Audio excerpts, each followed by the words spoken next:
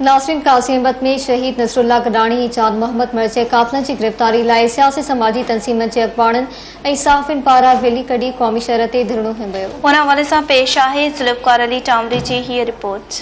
काज़ी अहमद में शहीद नसरुल्लाह गडानी ऐं जान मोहम्मद महर जे कातलनि जी गिरफ़्तारी लाइ सियासी समाजी तंज़ीमुनि जे अॻवाननि ऐं सहाफ़ियुनि रैली कढी क़ौमी शाहरा ते धरणो हणी एहतजाजी मुज़ाहिरो कंदे शहीद सहाफ़ियुनि जे कातलनि जी गिरफ़्तारी जो मुतालबो कंदे चयो अॼोको एहतजाज शहीद नसरुल्लाह गडानी जे कातलनि जी गिरफ़्तारी लाइ आहे त सिंध मुतालबो करे थी त जेके बि शहीद जे क़त्ल में मुलवस आहिनि ऐं ख़ुदि उहो निशानदेही करे वियो आहे असांजा सहाफ़ी हज़रात सिविल सोसाइटी अलाए छो लाराए पई जॾहिं मालिक निशानदेही करे वियो आहे त मुंहिंजे क़त्ल में ख़ालिद लुंड ऐं शहबाज़ लुंड मुलवस आहिनि त सिंध मुतालबो करे उन्हनि कातलनि खे फिलफोर गिरफ़्तार करे शहीद जे खून सां इंसाफ़ कयो वञे।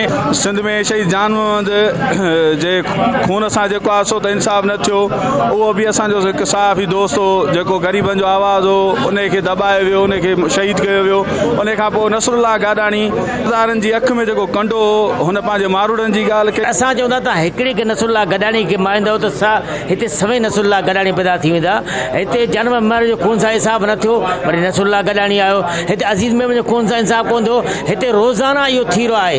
असां हुकूमत खां पुछणु चाहियूं था, जज साहिबनि खां पुछणु चाहियूं था, तव्हां रोज़ इहा ॻाल्हि त कयो था त सहाफ़ी क़त्ल थी रहिया आहिनि, पर इंसाफ़ त नथो मिले न। बहादुर सहाफ़ी नसरुल्लाह गडानी जेको बेदर्दी सां क़त्ल कयो आहे सरदारी निज़ाम में, असां इन जी सख़्त लफ़्ज़नि में मज़म्मत कयूं था। उन सां गॾु मुतालबो कयूं था DIG सिंध खां कातिल जी फुलफोर गिरफ़्तार कया वञनि, न ॿी सूरत में असां एहतजाज जो दायरो वसी कंदासीं। एहतजाज जेको आहे जान मोहम्मद महर जे कातलनि जी गिरफ़्तारी लाइ एहतजाज कयो आहे। ॿियो नसरुल्लाह गडानी आहे जेको बेदर्दी सां क़त्ल कयो वियो आहे ऐं उन लाइ एहतजाज आहे उन जा कातिल गिरफ़्तार करे उनजे घर वारनि सां इंसाफ़ कयो वञे। ज़ुल्फ़कार अली टामरी, धरती TV न्यूज़, काज़ी अहमद।